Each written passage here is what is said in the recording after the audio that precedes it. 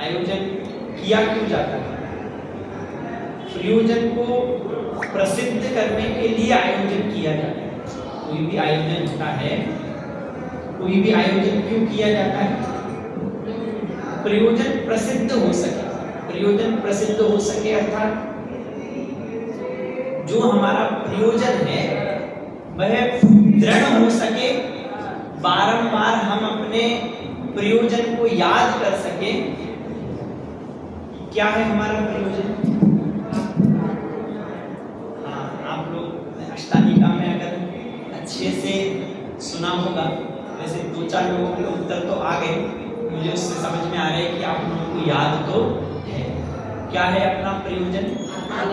आत्मज्ञान।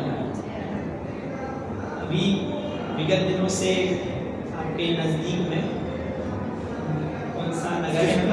कृष्णा नगर। कृष्णा नगर में स्वाध्याय चल रहा है।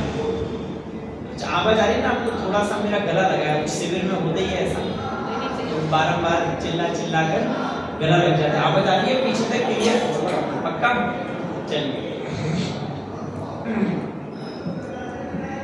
वहां भी सबसे पहले मैं ये बात उनसे कर रहा था कि हम किसी भी आयोजन में जुड़ते हैं, वहां हमें हमारा प्रयोजन कभी नहीं भूलना चाहिए।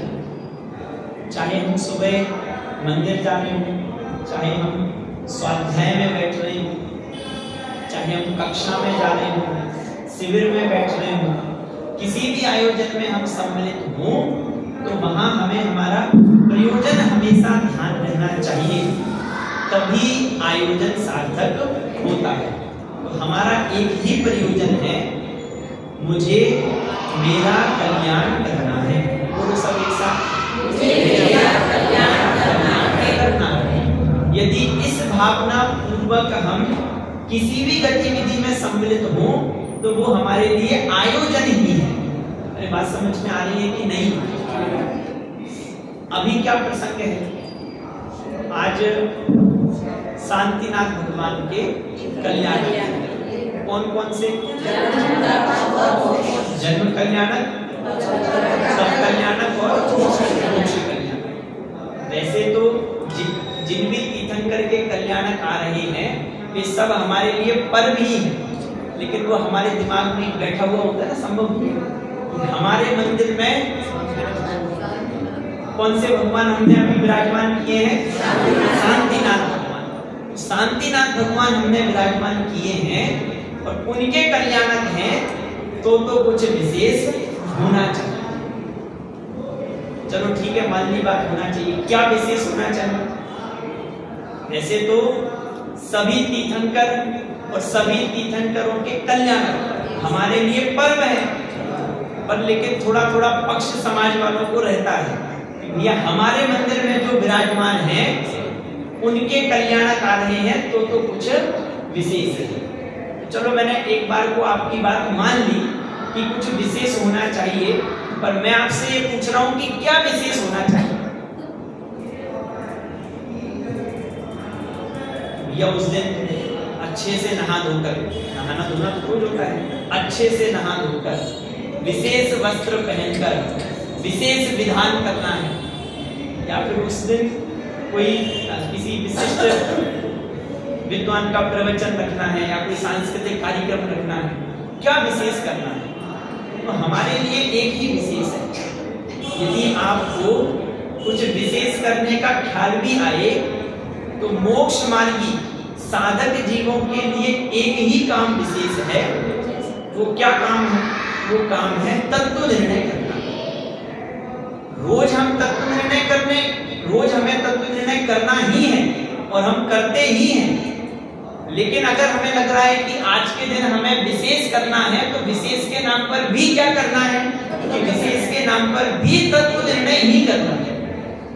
हर समय हमें आत्म कल्याण की भावना भानी है कि भैया कुछ तो विशेष करें, तो कुछ विशेष के नाम पे भी क्या करना है कि उस आत्म कल्याण की भावना को और दृढ़ करना है।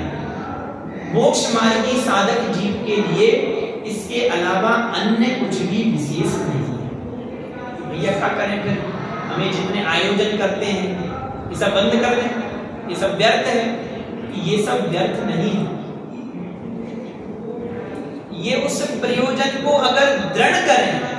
ये उस विशेष को यदि दृढ़ करें तो ही ये सार्थक है, अन्यथा मत लेना। पर वास्तविकता ये है, अगर आप कोई भी विशेष आयोजन कर रहे हो, विधान कर रहे हो, शिविर कर रहे हो, कक्षाएं लगा रहे हो, अगर उसमें आपका प्रयोजन आत्म कल्याण, तत्व निर्णय करना, वो यदि दृढ़ हो रहा है तो आपने वास्तव में कुछ विशेष किया। ठीक है, अब ठीक है भैया, प्रसंग है आज क्या है, शांतिनाथ भगवान के कल्याण। क्या करें, क्या सीखा आपने उनसे? भैया शांतिनाथ भगवान से क्या सीखा, कह रहे आप? शांतिनाथ भगवान ने क्या दिया जगत में? जो पूरी शांति है किसने दी? ऐसा जगत में पूरी शांति किसने दी है? अच्छा, और बाकी तीर्थंकरों ने क्या किया है? और शांतिनाथ भगवान के पास एक ही काम था कि वो सबके घर में शांति बनाते बैठे।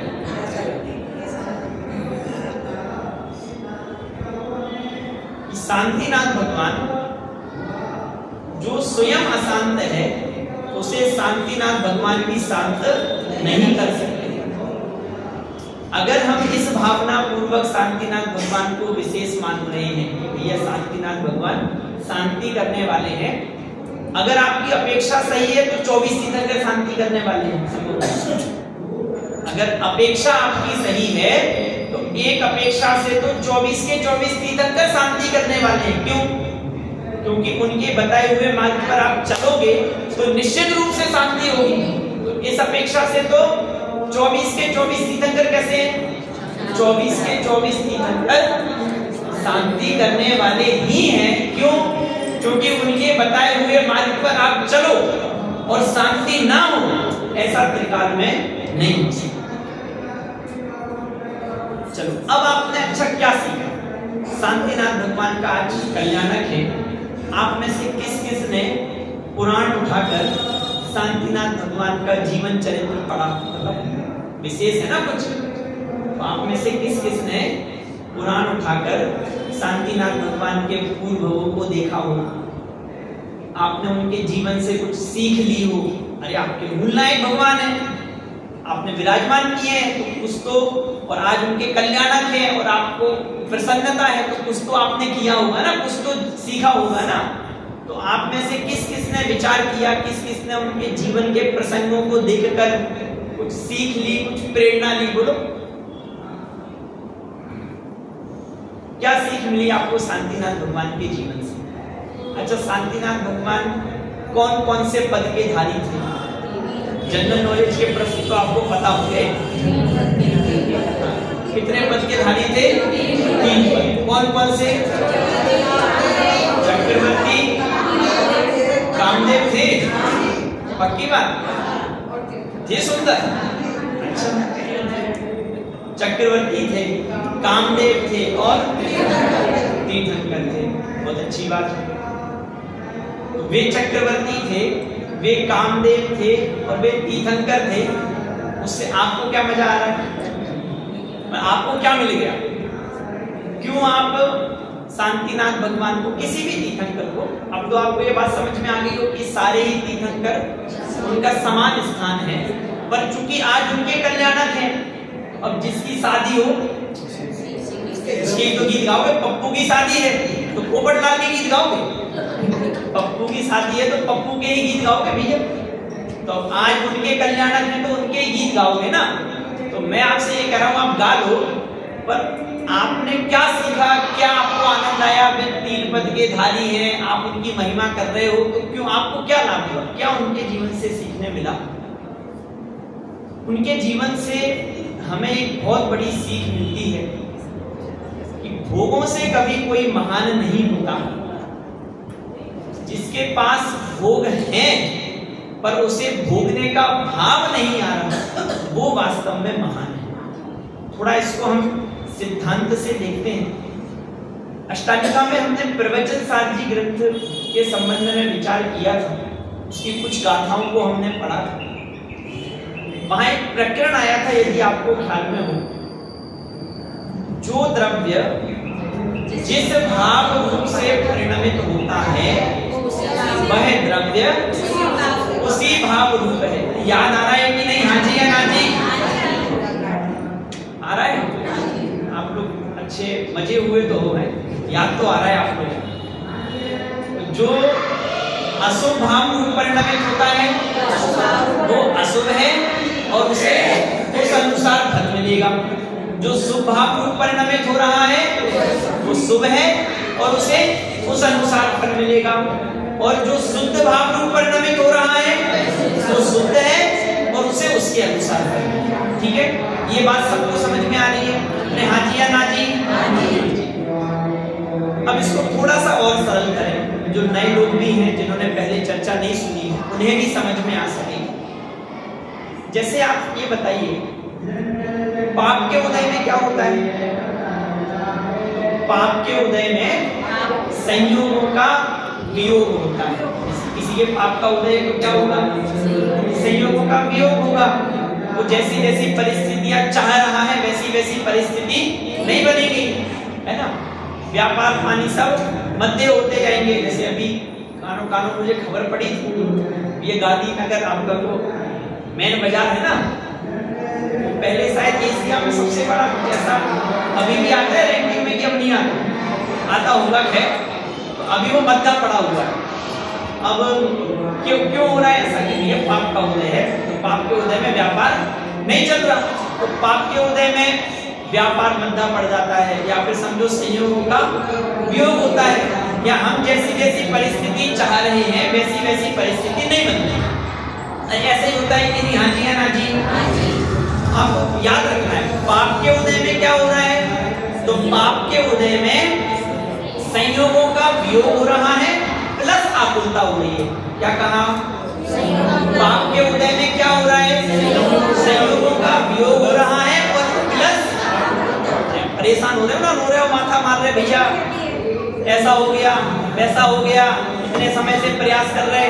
अब वो तब से समझा रहे थे कि वो पड़ोस की जमीन खाली पड़ी है ले लो, मती मारी गई थी, ऐसे रोते हो ना।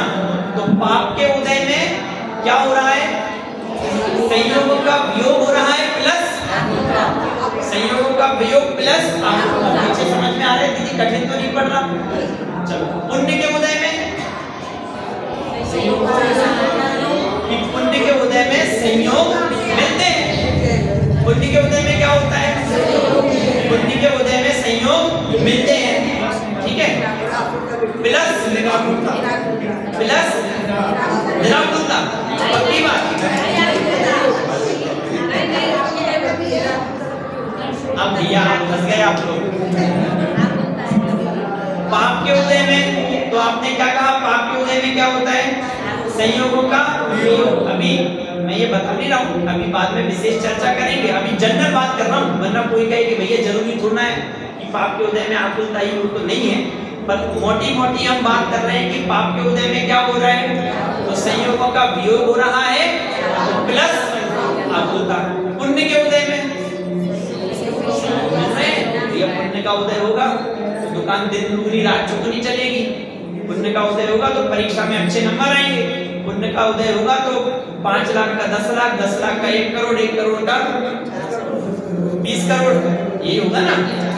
पुण्य के उदय में क्या हो रहा है? पुण्य के उदय में क्या हो रहा है? संयोग मिल रहे हैं प्लस।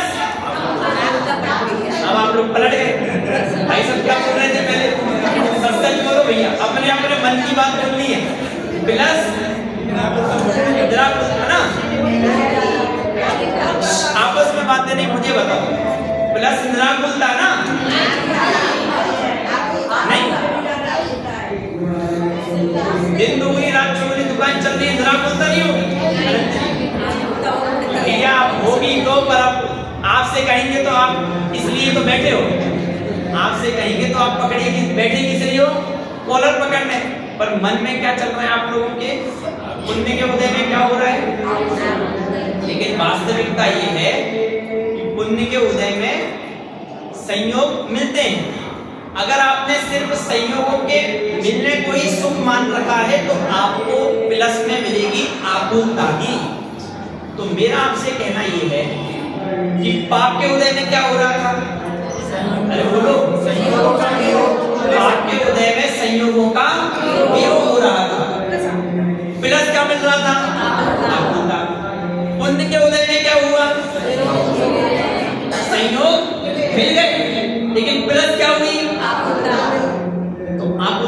फकीर है। अच्छा, अब अगर आपका अभिप्राय सम्यक है, आपका उदय पे विचार नहीं है, परद्रव्य के परिवर्तन का भाव आपको नहीं आ रहा है, तो फल क्या मिलेगा कि ना तो बंधन होगा, फल क्या मिलेगा, ना बंधन होगा, और प्लस में क्या मिलेगी, निराकुलता। इसका मतलब क्या है, इसका मतलब ये है कि सुख का संबंध पाप के उदय और पुण्य के उदय से नहीं है। क्यों?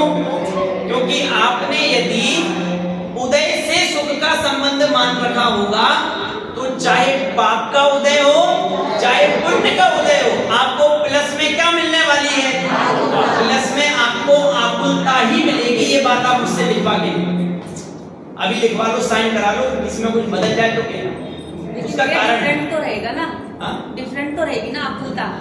अच्छी बात है कि भैया आपने उनने मेरे बात की पुष्टि ही की है, एक पॉइंट जोड़ दिया। आपको लग रहा हो कि मेरे अगेंस्ट में कुछ बोला, उन्होंने क्या बोला आपने शांति से सुना हो कि भैया आकुलता में डिफरेंस तो रहेगा ना, तो डिफरेंस रहेगा पर रहेगी क्या, रहेगी तो आकुलता ही ना।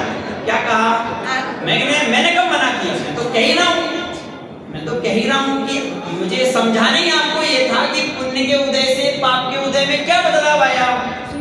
अगर आपने परद्रव्य से सुख का संबंध मान रखा है, परद्रव्य से सुख का संबंध नहीं मान रखा तो चाहे पाप का उदय हो चाहे पुण्य का उदय हो, आपको कुछ आप में कुछ भी होने वाला नहीं है। पर अगर आपने परद्रव्य से सुख का संबंध मान रखा है तो पाप का उदय हो चाहे पुण्य का उदय हो, आपको प्लस में क्या मिलने वाली है, आपको प्लस में आकुलता ही मिलने वाली है। ये बात जरूर है कि उस आकुलता में बदलाव होगा। पर मैं आपको एक उदाहरण देता हूं। ऐसा अपन दोनों साथ जा रहे थे, ऐसा क्या बोलते हैं, आश्रयदाता है ना, तो विशेष ध्यान है। समझो अपन घर जा रहे हैं और आपके हाथ में 10 किलो का थैला है। अब आप मुझे तो पकड़ाओगे नहीं, या ठीक है बड़े दूर दराज से आए हैं, थैला पकड़ा देंगे समाज वाले मेरे पंडित जी को 10 किलो को थैला पकड़ा दो, और खुद ऐसे राजा बाबू बने चल रहे थे, मुझे तो आप पकड़ाओगे नहीं। अब आप 10 किलो का थैला लेके चल रहे हो और बहुत देर हो गई, थोड़ी देर बाद आपने कहा कि स्वामी भैया वजन तो इसमें बहुत है, तो मैंने क्या किया, दादी समझदार तो है, मैंने क्या किया, मैंने कहा अरे आप कैसी बात कर रहे हैं, मनोज जी नाम है ना, मनोज जी वैसे आप कैसी बात कर रहे हैं, मैं तो हूँ। तो मैंने उनके हाथ से थैला लिया और उठा के दूसरे हाथ पर रख दिया। बोलो कितनी तारीफ करेंगे मेरी, घर पे जाके भाभी से क्या कहेंगे, भैया पंडित जी तो स्वानुभव जी ही हैं। सही बात है पंडित, कुछ बात समझ में आ रही है। क्या किया हमने, एक कंधे से उठा के दूसरे कंधे पर ले, करते हम यही है। आपको इसमें कैसा लग रहा है, आप मुझे तो मूर्ख समझोगे, पर हम क्या कर रहे हैं, सुबह से रात तक हम संयोगों में ये ऐसे ही बदलाव कर रहे हैं। यहाँ हमें भाग लगा इस संयोग में तो हम दूसरे संयोग पे मुंह मारने लगे, जानबूझ के बोल रहा हूँ। वहां हमें बुरा लगा तो हम अगले संयोग पर आ गए। आप सुबह से शाम तक देखोगे अपने रूटीन को, अपने शेड्यूल को सुबह से शाम तक देखोगे तो आपको ये बात समझ में आएगी कि हम सुख के नाम पर क्या करते हैं, सुख के नाम पर हम अपने आप को ही मूर्ख बनाते हैं। क्या करते हैं, अपने आप को ही मूर्ख बनाते हैं। हमें एक भोग में आनंद नहीं आया तो हम दूसरे भोग पे जाते हैं, फिर दूसरे भोग में आनंद नहीं आया तो हम तीसरे भोग पर जाते हैं। एक परिस्थिति हमें अच्छी नहीं लगी उस भाई तो हम दूसरी परिस्थिति बनाना चाहते हैं। तो क्या कर रहे हैं, एक कंधे से बोझा हटाया और दूसरे कंधे पे बोझा रखा। लेकिन मैं आपसे कह ये रहा हूं कि आपने एक कंधे से बोझा हटाकर दूसरे पे रखा, प्लस में आपको क्या मिल रही है, परेशानी कम हुई, थोड़े समय आपको लगा लेकिन आकुलित तो आप बने ही रहे। इसका मतलब क्या है, इसका मतलब ये है कि बाहर से आप जितना भी हेर फेर करना चाहो, पहली बात तो किसके हाथ में, हाथ खड़ा कर दो कि भैया बदलाव हमारे हाथ में है। अब तो आप लोगों को हमसे ज्यादा तजुर्बा है इतने सालों का, अब तो समझ में आने लगी होगी। आप नहीं समझते हो तो घर वाले आपको बहुत अच्छे से समझा देते हैं। आपको पता है परिवार की परिभाषा क्या है? परिवार इज इक्वल टू, अब आपको बुला तो लिया है, प्रश्नों के उत्तर देने पड़ेंगे, खतरनाक प्रश्न है। परिवार इज इक्वल टू, क्या समझते हो आप लोग परिवार से? परिवार इज इक्वल टू जो कभी भी आपके अनुसार परिणमित ना हो। क्या कहा? परिवार इज इक्वल टू, बोलो अच्छे से बोलो, आपको जोर क्यों आ रहा है? बोलो परिवार इज इक्वल टू जो कभी भी हमारे अनुसार परिणमित ना हो। मैं आपको सिद्ध कर दूं, एग्जांपल दे दूं। भैया नाम क्या है? मनीष भैया। अपन ने बचपन में क्रिकेट खेला है कि नहीं खेला है? अब जैसे समझो आप अपने घर पे हो, ठीक है, और आप आए, आपने घर पे अपने 4 दोस्तों को बुलाया। अब दूर जाना है तो साथ में जाते हैं ना, आपने घर पे बुला लिया कि यहीं आ जाओ, यहीं से चलेंगे। आप थे 3 दोस्त और आपके आ गए, है ना। अब आप तैयार हो गए कहाँ जाने के लिए? क्रिकेट खेलने जाने के लिए। इतने में पापा ने कहा शांति से घर में बैठना है, कहीं नहीं जाना। क्या कहा? शांति से घर में बैठो, कहीं नहीं जाना। अब आप मुझे ये बताओ, इस प्रश्न का उत्तर दो कि 4 लोग हैं, 4 में से कौन बोलेगा? 4 में से बाकी के जो 3 हैं, वे 3 तो बिल्कुल सर ऐसे था ना उनका, पापा की तरफ देखेंगे भी नहीं, सीधे घर के बाहर हैं। बोलेगा कौन? अरे बोलेगा कौन? इसके पापा हैं। होना क्या चाहिए था? अरे भाई पापा हैं तो बात सबसे पहले किसको माननी चाहिए थी? बेटे को माननी चाहिए थी। पर विरोध सबसे पहले कौन करता है? कोई कितना ही बड़ा हो, कितना ही बड़ा 30 मार खान को ना हो, कितना ही बड़ा करोड़पति हो, कितना ही बड़ा विद्वान पंडित हो, उद्योगपति हो, कछु हो, डांट किससे मिलती है? अरे बोलो डांट किससे मिलती है? बोल नहीं रहे ये लोग, बड़े चालू है सब। क्या कह रहे? पापा से। इन लोगों से पूछो डांट किससे पड़ती है? बोलो भैया, समझ में आ रही है बात? इसका मतलब ये है, खैर मुझे आपको ये नहीं कहना कि सबसे द्वेष करो, पर वास्तविकता ये, हम जो निरंतर सोचे बैठे हैं ना कि परिवार को मैं चला रहा हूँ, सब मेरे अनुसार परिणमन हो रहा है ना। तो मैं बारंबार उदाहरण देता हूँ, कुत्ते का, छिपकली का। छिपकली को क्या लग रहा है? दीवार, दीवार, दीवार मैंने रोका। कौन कौन छिपकली है? भैया आप उल्टी उल्टी बातें करते हो। एक दिन के लिए आए हो, कोई छिपकली है, कहीं पागल है। छिपकली को क्या लग रहा है? दीवार किसके सहारे टिकी है? कुत्ते को क्या लग रहा है? बैलगाड़ी कौन चला रहा है? कुत्ते को क्या लग रहा है? बैलगाड़ी कौन चला रहा है? अब जब तक बिल्कुल इतना टोडरमल जी, इतने गजब, इतना खतरनाक मनोविज्ञान, बिल्कुल सटीक उदाहरण दिया। कुत्ते को क्या लग रहा है? जब तक गाड़ी वो जहां जहां जा रहा है ना, जब तक गाड़ी वहीं वहीं जा रही है, तो कुत्ते को लग रहा है गाड़ी कौन चला रहा है? गाड़ी कौन चला रहा है? अच्छा चलो ठीक है, जब तक कुत्ता यहाँ गया और गाड़ी उसकी उसी डायरेक्शन में जा रही है, तब तक तो गाड़ी कुत्ता चला रहा है ना। अरे जैसे समझो कुत्ता यहाँ हुआ और गाड़ी सीधी चली गई, तो कुत्ता रो रहा है। क्यों? क्योंकि उसे लग रहा था कि गाड़ी मैं चला रहा हूँ, गाड़ी तो सीधी चली गई। तो चलो तब तो बात खत्म हो गई। पर जब कुत्ता सीधा जा रहा है और गाड़ी उसके पीछे पीछे आ रही है, तो गाड़ी कुत्ता चला रहा है कि नहीं? कैसी बात कर रहे हैं? नहीं चला। इसका मतलब क्या है? इसका मतलब ये है कि जब तक हमारे अनुकूल कार्य हो रहा है, तब भी हमारे किए हो रहा है, ऐसा नहीं है। तब भी हमारे किए नहीं हो रहा, वो अपनी योग्यता से हो रहा था। हम तो डैश डैश बन के ये सोच रहे थे कि गाड़ी कौन चला रहा है, परिवार कौन चला रहा है। अब रोता कब है व्यक्ति? जब तक उसको ये दिख रहा है ना कि गाड़ी मेरे अनुसार चल रही है, तब तक कौन रोता है? जब तक व्यापार अच्छा चलता रहे, पत्नी बात मानती रहे, बच्चे बात मानते रहे, तब तक कोई रोएगा? वो रोता तो कब है? जो ही वो यहाँ हुआ और गाड़ी सीधी चलेगी, कुत्ता यहाँ मुड़ा और गाड़ी सीधी चलेगी, तो उसे ध्यान आता है कि भैया मैं तो सोच रहा था कि गाड़ी कौन चला रहा है, मैं चला रहा हूं, पर गाड़ी तो सीधी चली गई। वैसे ही जब हम जैसा चाह रहे हैं वैसा ना हो तो हमें ये लगता है कि भैया कुछ गड़बड़ है। वास्तविकता ये है कि कार्य तो हर समय कैसे हो रहा है? अरे बोलो, कार्य तो हर समय अपनी योग्यता से हो रहा है। और मैं सुखी दुखी भी मेरी योग्यता से हो रहा है। मैं सुखी दुखी मेरे निर्णय और मेरी योग्यता के आधार से होता हूं। बोलो सब एक साथ।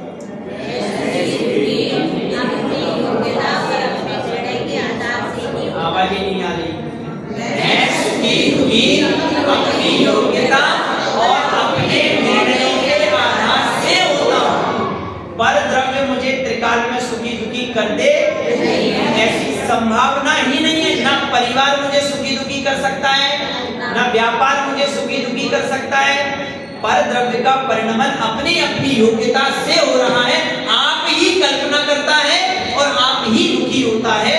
अपनी ही योग्यता और अपने ही व्यर्थ के निर्णयों से ये व्यक्ति दुखी होता है। दूसरा इसे त्रिकाल में दुखी करने वाला नहीं। अब वापस आइए, प्रश्न मेरा ये था कि शांतिनाथ भगवान के जीवन से आपको क्या सीखने मिला?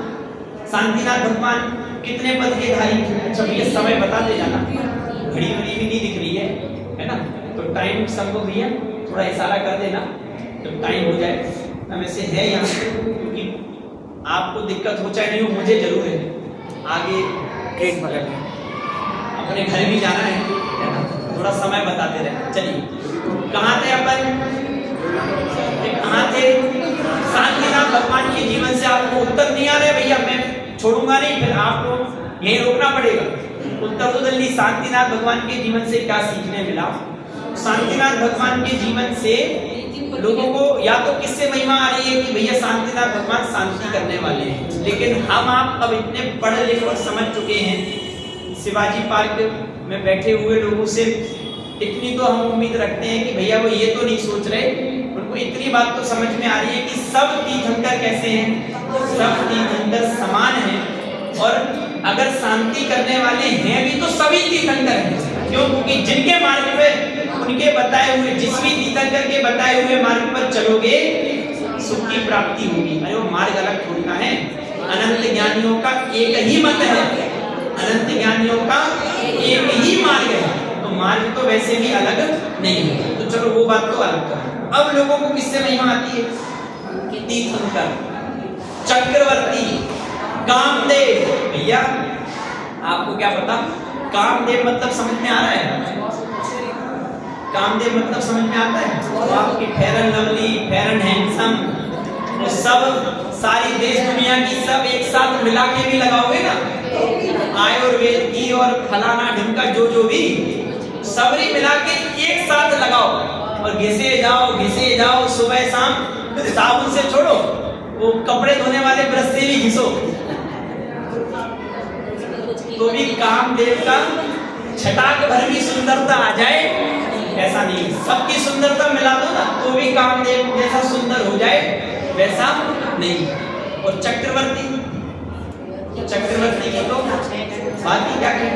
96,000 रानियां, 6 खंड, उसकी संपदा गिनाने जाए और उसमें उन्हें सुभाषित नहीं हुआ था।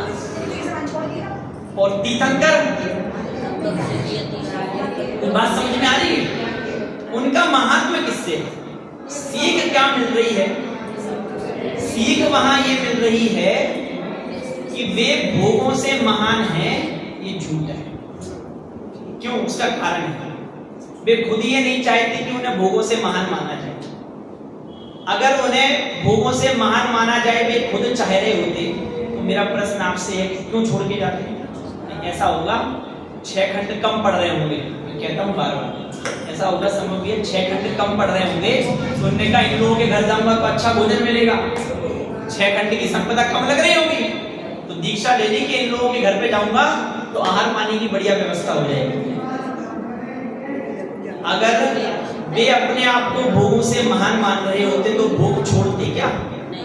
उनके जीवन से हमें ये सीख मिल रही है कि कभी कोई भोगों से महान नहीं होता। जिसको भोग भोगने का भाव ही ना आए वह व्यक्ति वास्तव में महान है। आप लोगों को एक बात ध्यान में हो, तो मैंने पिछली बार आपसे बुलवाया था, पाप कर्म के उदय में संयोगों का वियोग होता है। बोलो सब एक साथ, ऐसे बोल रहे, पाप कर्म के उदय में, अच्छे से बोलो, पाप कर्म के उदय में संयोगों का वियोग होता है, पुण्य कर्म के उदय में संयोग, थोड़ा बदलाव है, सस्ते पुण्य के उदय में संयोग मिलते हैं, पाप कर्म के उदय में संयोगों का वियोग होता है, सस्ते पुण्य कर्म के उदय में संयोग मिलते हैं, साथ ही से पुण्य कर्म के उदय में संयोगों को भोगने का भाव नहीं आता।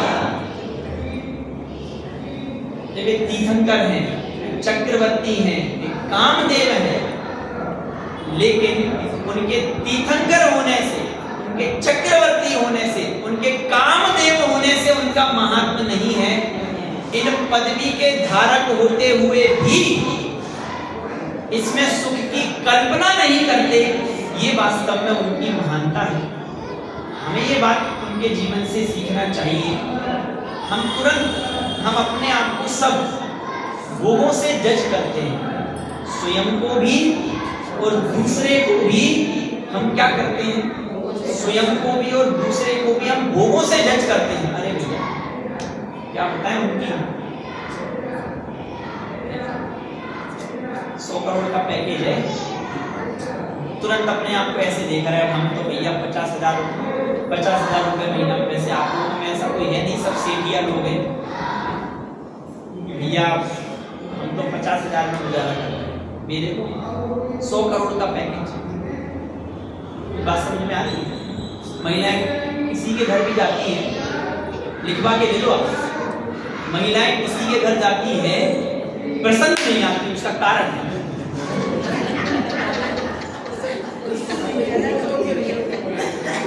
बता दो आप। अभी सब बिल्कुल हम लोग क्या भाषा में कहते हैं दोना पट्टी, अभी सब बिल्कुल दोना पट्टी। अरे भैया ऐसा नहीं है, ऐसा नहीं है। महिला किसी के भी घर जाए, वापस लौटती है तो ध्यान में सोफा आ रहा होता है, भैया सोफा सेट, सोफा के कवर, किचन का सामान। बात समझ में आ रही? क्यों? वहां से मतलब बुद्धि में हमारी क्या बैठा हुआ है, मैं वो बताना चाह रहा हूं। हम तुरंत अपने को भी और दूसरे को भी, कब हम अपने आप को ऐसा, सुबह से शाम में कब ऐसा होता है कि हम अपने आप को भगवान देखते? सुबह से शाम में कब ऐसा होता है कि हम अपने आप को इन संयोगों से रहित अनुभव करते हैं? उसको भाई सुबह से शाम तक में ऐसा कब होता है जब हम अपने आप को विद्यार्थियों को संभालने वाला इस रूप में अनुभव, इस विद्यार्थियों को संभालने वाला नहीं हुए इस रूप में अनुभव करते हैं। सुबह से शाम तक में कब हम अपने आप को व्यापारी अनुभव नहीं करते, कब हम अपने आप को रसोई बनाने वाली अनुभव नहीं करते। सुबह से शाम तक हमारा विचार ही यहाँ से चलता है, और फिर हम कहते हैं कि भैया आनंद नहीं आ रहा, सुख नहीं मिल रहा, इतना पढ़ रहे हैं, मोक्ष मार्ग प्रकाशक पढ़ लिया, 5 साल हो गए पढ़ते पढ़ते, समय सार पढ़ लिया, प्रवचन सार पढ़ लिया, नियम सार पढ़ लिया, इतने से थे 6 साल के, तब से हमारी मम्मी पाठशाला भेजती थी, और आज 60 साल के हो गए, आनंद नहीं है। 60 साल छोड़ो, 120 है सबसे बड़ी। ऐसे ही कितने ही साल गुजर जाएं, जब तक आप संयोगों से रहित अपने आप को अनुभव नहीं करोगे तब तक काम होने वाला नहीं। आपके हाथ में दीनता ही लगेगी। जब तक आप यहां से अपने आप को देखोगे तब तक आप अपने आप को दीन ही अनुभव करोगे। जो अपने आप को प्रभु देखता है वही प्रभुता को प्राप्त करता है। जो अपने आप को शुद्ध देखता है वही शुद्धता को प्राप्त करता है। जो जानता मैं शुद्ध हूँ वह शुद्धता को प्राप्त हूँ। जो जानता अविशुद्ध वह अविशुद्धता को प्राप्त हूँ। हम अपने आप को देखें तो, भगवान देखें तो, शुद्ध देखें तो, सिर्फ हम बाहर से देखते हैं, कभी भी काम नहीं होगा। अब आप शांति से बैठो, विचार किया करो, तो आप देखोगे। अब लिखो, बचपन में नहीं सिखाते थे सुबह से शाम तक में, भैया नोट करो सुबह से शाम तक में क्या किए। किसी आप रोज रात को बैठ के नोट किया करो कि सुबह से शाम तक में कब आपने अपने आप को संयोगों से अलग सेल्फ आइडेंटिटी दी। फिर हम कहते हैं कि भैया अब क्या बताएं, घर में कोई इज्जत ही नहीं है, समाज में कोई इज्जत ही नहीं करता, परिवार में कोई इज्जत ही नहीं करता, बेटे बात नहीं मान रहे। शिकायतें आपकी कब खत्म होंगी? चलो बताओ, शिकायतें कब खत्म होंगी? बाहर से व्यवस्था बना के आप सोच रहे हो शिकायतें खत्म हो जाएंगी, तो भ्रम में हो आप, भ्रम में मत लेना। लोग बाग ये सोचते हैं बस भैया ये वाली समस्या और है, ये निपट जाए, बेटी का विवाह हो जाए, फिर कोई झंझट ही नहीं है। आप जब इतने से हो गए, हम लोग भी जब इतने से तब से सोचते थे सब लोग भैया कि बस 10वीं की परीक्षा निपट जाए भैया, फिर तो मोक्ष है। एक बार 10वीं की परीक्षा निपट जाए, जब 10वीं के परीक्षा पेपर चालू होते थे ना, तो ऐसा लगता था एक बार 10वीं की परीक्षा निपट जाए फिर मोक्ष। फिर 11वीं में आए, फिर 12वीं में आए, अरे बस 12वीं और निपट जाए फिर तो भैया। अब आप मुझे बताओ हो गया क्या मोक्ष? एक आप सब अपने अपने 9 कर्म पर लगा लो, सब अपने अपने 9 कर्मों पर लगा के देख लो, अंतर क्या है? बच्चे के 9 कर्म अलग है, वो खिलौना के लिए रो रहा है और आप घर के लिए रो रहे हो, अंतर क्या है? उसको तो अरे ये तो बच्चा है, आप ये तो मूर्ख है, और आप अरे वो खिलौने के लिए रो रहा है और आप घर के लिए रो रहे हो, अंतर कहां है? रो तो 2 ही रहे हैं ना।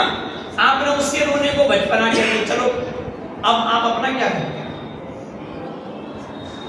बस हम सिर्फ 9 कर्म अलग अलग हैं, पर हम वहीं परिवर्तन करके सुखी होना चाह रहे हैं, वहीं से अपने आप को दीन अनुभव करते हैं, वहां ही हम सब कुछ व्यवस्थित करके सुखी होना चाहते हैं। पर आप ये गारंटी की बात है कि वहां से सब कुछ व्यवस्थित करके आप त्रिकाल में सुखी नहीं हो सकते। क्यों? अच्छा उनको छोड़ो, तीर्थंकर उनके तो बहुत पुण्य का उदय है ना, बचपन से ही तीर्थंकर के तो बचपन से ही बहुत तीव्र पुण्य का उदय। इस बात को मानते हो कि नहीं? अगर बेबी यही सोचते कि हम सबको व्यवस्थित करके सुखी हो जाए तो हम तो छोड़ो, तीर्थंकर भी कभी सुखी नहीं होगा। अरे बात समझ में आ रही है कि नहीं? उन्हीं के समोसरण में उनके ही परिवार का आदमी विरोध कर रहा है, तो हो रहा है कि नहीं हो रहा है? ऐसे एक उदाहरण नहीं, ऐसे सैकड़ों उदाहरण हैं। जो भी घर बार छोड़ के गए, जिन्होंने भी दीक्षा धारण की, भी यही अगर सोचते रहते कि सब कुछ व्यवस्थित कर दूं उसके बाद सुखी हो जाऊंगा, तो वे त्रिकाल में सुखी नहीं होंगे। मैं आपको सिर्फ सतर्क करना चाह रहा हूं कि आप ये मान्यता छोड़ दो कि बाहर हम सब कुछ व्यवस्थित करके सुखी हो जाएंगे। जो रियलिटी है, कम से कम रियलिटी में तो जियो। हम उम्र के जो बच्चे हैं ना, उनसे मैं कहता हूँ, जैसे अगर कोई विद्यार्थी मिले बातचीत करे इस संबंधी, तो उससे कहता हूँ ये आपको विवाह करना है कर लो। तो 2 धर्म है, तो ब्रह्मचर्य की भावना है तो बहुत अच्छी बात है। सर्वव्रतों में चक्रवर्ती रूप, सब धर्मों में सार कहा, अद्भुत महिमा ब्रह्मचर्य की, शिव मार्ग शिव रूप आहा। तो वो तो सर्वव्रतों का चक्रवर्ती है। यदि ब्रह्मचर्य धारण कर रहे हो तो बहुत ही अच्छी बात है, और यदि नहीं कर रहे हो तो गृहस्थ धर्म भी आगम में बताया गया है।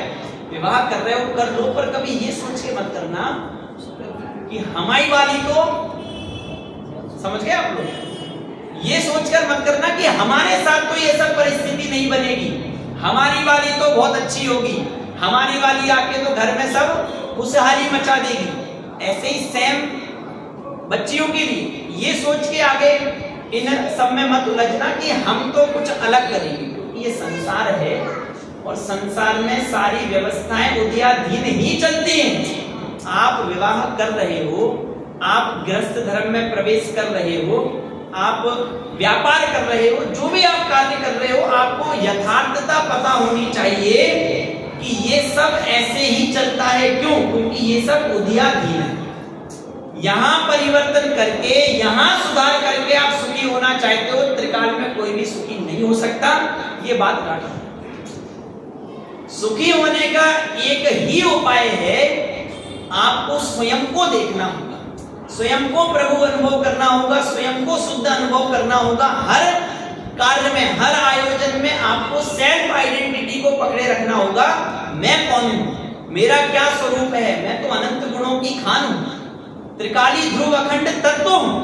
आपको स्वयं की महिमा आए बिना आप सुखी हो जाओ, ऐसा त्रिकाल में नहीं हो सकता। कौन कौन चाहता है बेइज्जती ना हो? या मैं तो चाहता हूं, आप लोगों का नहीं पता, मैंने तो मेरा हाथ खड़ा कर दिया। संभव भैया भी चाहते हैं, हाथ खड़ा क्यों नहीं करते? अरे चाहते हो कि नहीं? कौन कौन चाहते हैं कि हम और हमारे बच्चे सेल्फ डिपेंड हो? अरे मतलब सबके बच्चे नहीं है, पर लगा लो अपने अपने अनुसार। कौन कौन चाहता है कि हम और हमारे परिवार वाले सेल्फ डिपेंड हो? आप अगर ये चाह रहे हो कि हमारी बेइज्जती ना हो, आप यदि ये चाहते हो कि हम सेल्फ डिपेंड बने रहें, उसका एक ही सॉल्यूशन है, एक ही सॉल्यूशन है। आप सोचो कि बाहर से कोई सॉल्यूशन है, नहीं है, ये बात आप गांठ मानो। आप सोचो IAS बन जाए तो भी आप प्रधानमंत्री को देखते रहोगे। आप सोचो प्रधानमंत्री बन जाए तो आप दूसरे देश के प्रधानमंत्री को देखते रहोगे। आप सोचो 100 करोड़ का पैकेज हो जाए तो कल मेरा 200 करोड़ का हो जाएगा तो आप घर बैठ के रहोगे। आप अगर वास्तव में ये चाहते हो कि हमारी बेइज्जती ना हो, तो आपको बाहर से बाहर देखोगे तब तक आपकी बेइज्जती ना हो, ऐसा नहीं हो सकता। जब तक आप परिवार को, शरीर को, संयोगों को देखते रहोगे और वहां परिवर्तन का भाव रखोगे, तो त्रिकाल में बेइज्जती ना हो, ऐसा हो नहीं सकता। क्यों? उसमें दूसरे की कोई गलती नहीं है, उदयाधीन व्यवस्था है। पुत्र उदय के अनुसार प्रवर्तन कर रहा है, स्त्री उदय के अनुसार प्रवर्तन कर रही है। अब व्यापार कैसे चलेगा? आपके चलाने से चलेगा। जो निमित्त नैमित्तिक संबंध हैं, आप जहां आपकी जितनी जो भूमिका है वो सब है, उसका निषेध नहीं कर रहे, पर वो चलेगा तो उदय से ना। आप वहां से सोचो इज्जत बनाने का, तो त्रिकाल में इज्जत नहीं बन सकती। अपनी अपनी इज्जत बचाना हो, स्वयं को देखना, सेल्फ डिपेंड। अच्छा, शब्द में है सेल्फ, सेल्फ में कौन कौन आता है? सेल्फ में कौन कौन आता है? कुर्ता, कुर्ता नहीं आता, कुर्ता नहीं आता, कुर्ता नहीं आता, फिर ये तो आता होगा सेल्फ। ये अभी मना कर रहे हो, बाहर जाएं और पैर में एडिडास का जूता हो ना, और मैं कहूं कि भैया मनोज जी जूता तो ऐसा लगेगा,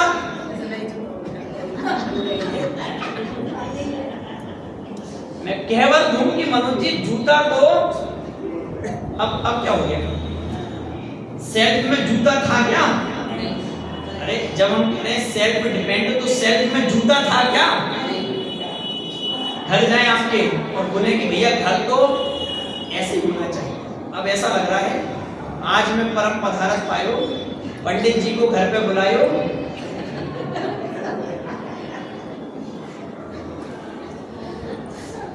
अब ये हो गया। अब आपने बनाया रसगुल्ला, रबड़ी, बढ़िया बहुत स्वादिष्ट भोजन, बाहर से लोगों को बुलाया, लोग खाए और चल दिए। आपने खाने बुलाया था, खाए और चल दिए। अब आप दुखी क्यों हो रहे? अरे भैया क्या बताएं,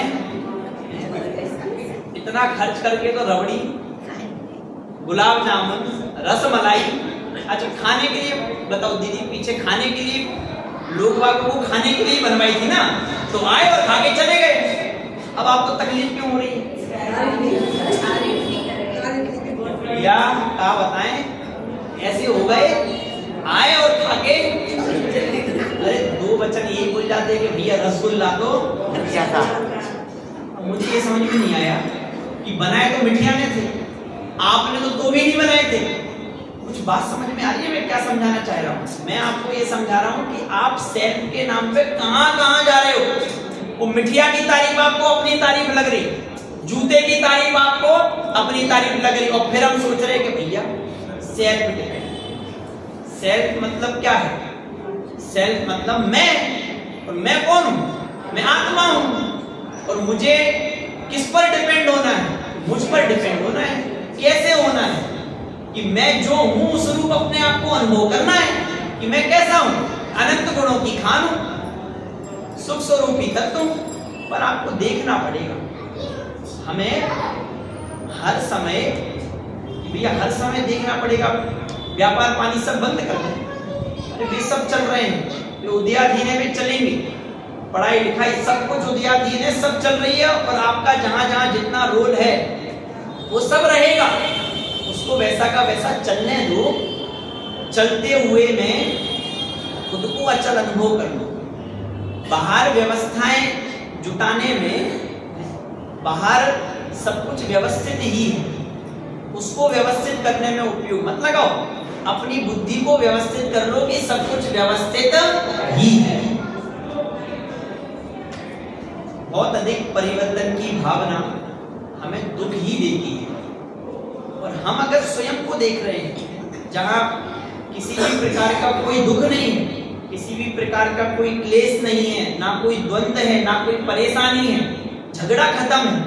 आप अपने आप को देखोगे, जब निज तत्व को देखोगे तो कोई झगड़ा बचा ही नहीं, कोई परेशानी नहीं बची, कोई द्वंद्व नहीं बचा, कोई झगड़ा नहीं बचा, कहीं कुछ हेर-फेर की भावना नहीं बची। अगर आपको सच में महान बनना है, किस किस को महान बनना है? तो पूछ लेता हूँ भैया, इससे मैं कहूँ तो आप बात बीच वाले, किस किस को महान बनना है? भैया मुझे तो बनना है, आप लोगों का आप जानो। अगर हमें सच में महान बनना है, सच में अपनी इज्जत बचाए रखनी है, सेल्फ डिपेंड होना है, आप सोचो कि अच्छा काम करके लोगों की प्रशंसा मिल जाएगी। प्रशंसा तो उदयाधीन है।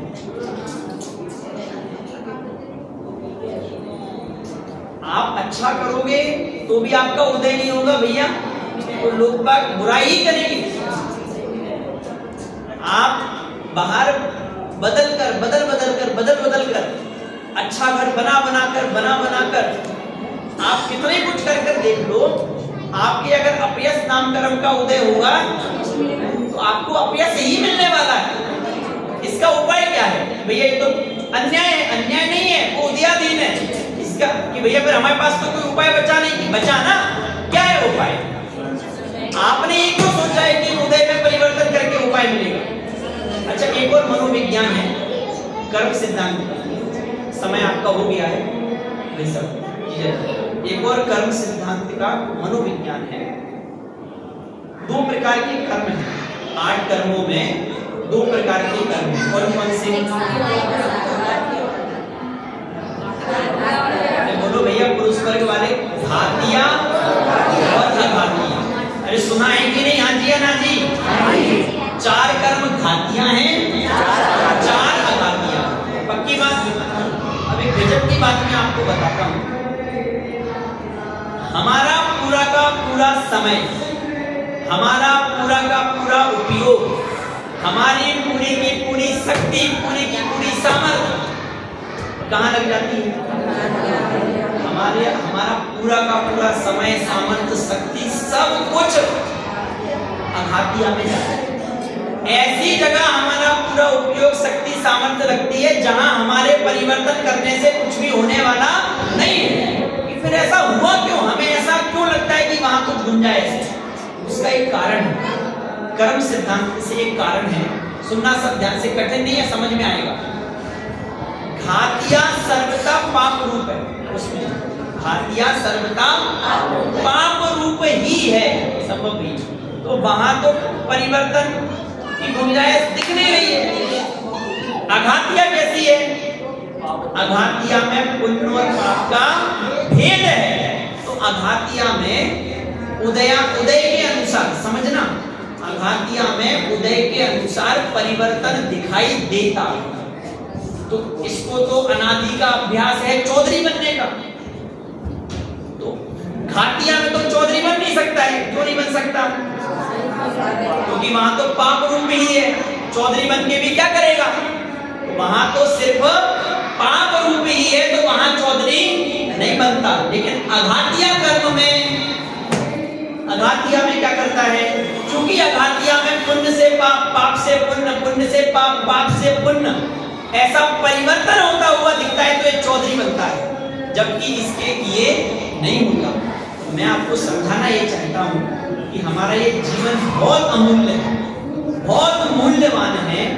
हमें ये जो संयोग मिले हैं, जो प्राप्त संयोग हैं, उनकी सार्थकता तत्व निर्णय में उपयोग लगाने पर है।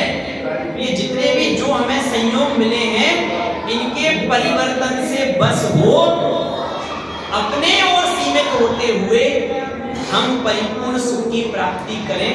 ये भोग त्रिकाल में हमें सुख देंगे ऐसा नहीं है। सुख स्वरूपी तत्व मैं ही हूँ, और जब मैं मेरा आश्रय लूंगा तो ही वास्तव में मैं सुखी हो सकता हूँ। पर द्रव्य मुझे त्रिकाल में सुख देने वाला हम विषयों में नाही रमेंगे, चिदानंद पान करेंगे। हम विषयों में, आप बोले जो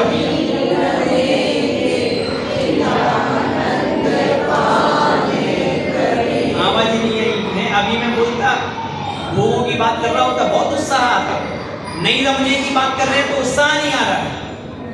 सब एक साथ, अब विषयों में नाही रमेंगे, चिदानंद पान करेंगे। अब विषयों में नाही रमेंगे, चिदानंद पान करेंगे। विषयों का सुख विष का प्याला, विषयों का सुख विष का प्याला, चेतन का आनंद निराला, चेतन का आनंद निराला। अब ज्ञान में ज्ञान रहेंगे, चिदानंद पान करेंगे। अब ज्ञान में ज्ञान रहेंगे, चिदानंद पान करेंगे।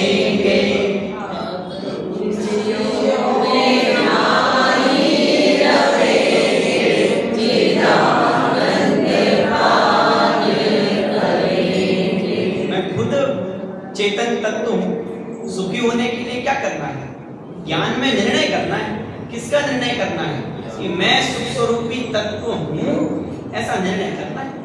तो निष्कर्ष ये है कि बाहर जो चल रहा है उसको चलने दो, और हम अपने आनंदों को नहीं छोड़ें।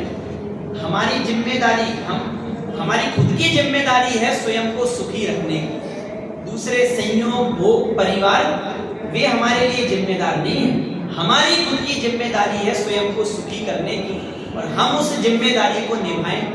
हम खुद अपने मोक्ष मार्ग की सुरक्षा करें। हम खुद सुख के मार्ग पर स्वयं चल सकते हैं। दूसरा हमें सुखी कर सकता है, ऐसी त्रिकाल में संभावना ही नहीं है। तो हम निज स्वरूप का आश्रय लेकर सुख स्वरूपी तत्व का अनुभव करते हुए अपना कल्याण करें।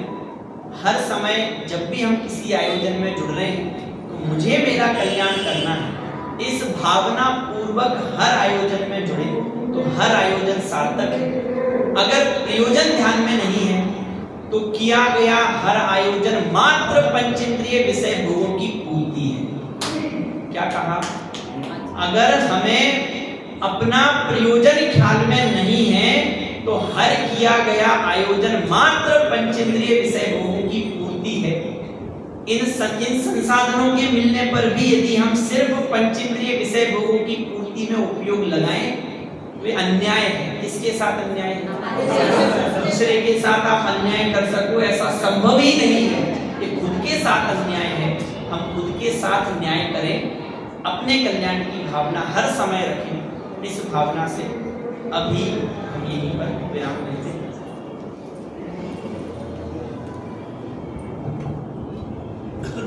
ओम नमः सिद्धेभ्यः।